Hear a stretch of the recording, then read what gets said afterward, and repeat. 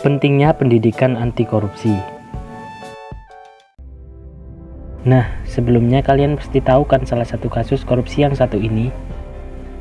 Ya benar, ini merupakan kasus korupsi yang dilakukan oleh Menteri Sosial kita, Juliari Batubara, pada tahun 2020 lalu. Juliari menerima uang suap terkait pengadaan bansos COVID-19 sebesar 17 miliar rupiah. Atas perbuatannya itu, Juliari disangka telah melanggar undang-undang mengenai tindak pidana korupsi dengan ancaman hukuman yang sangat berat. Wah, miris banget ya. Padahal di tengah masa pandemi seperti ini, di mana banyak orang kesusahan dalam mencari uang, dengan begitu leluasannya para pejabat melakukan tindak pidana korupsi. Atas dasar apapun, korupsi tetaplah tindakan yang bisa merugikan banyak orang. Sebenarnya apa sih yang melatar belakangi mereka untuk melakukan korupsi? Banyak sekali faktor yang mendorong seseorang untuk melakukan tindakan keji ini. Salah satunya yaitu faktor internal dari dalam diri kita sendiri, yaitu sifat rakus dan tamak. Sifat rakus dan tamak tersebut artinya manusia tidak mudah puas dengan apa yang dimilikinya saat ini. Mereka cenderung merasa kurang dengan apa yang mereka miliki. Dan hal tersebut tentunya akan mendorong manusia tersebut untuk melakukan tindakan korupsi. Lalu bagaimana sih caranya agar kasus korupsi ini tidak semakin merajalela di negeri kita ini?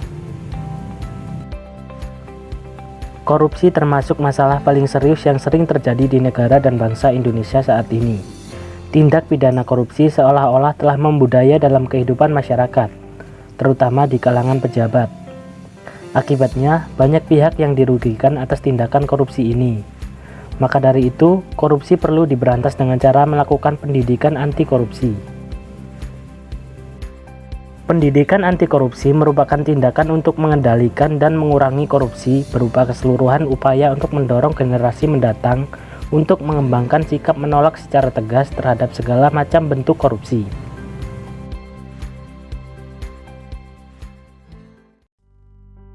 Pelaksanaan pendidikan anti korupsi ini bisa dilakukan di sekolah maupun di perguruan tinggi.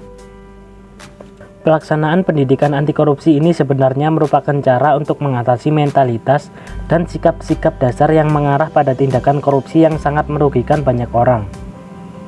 Maka dari itu, lembaga pendidikan memiliki tanggung jawab untuk menghapus budaya negatif tersebut kepada peserta didiknya melalui pendidikan anti korupsi. Apa sih pentingnya pendidikan anti korupsi?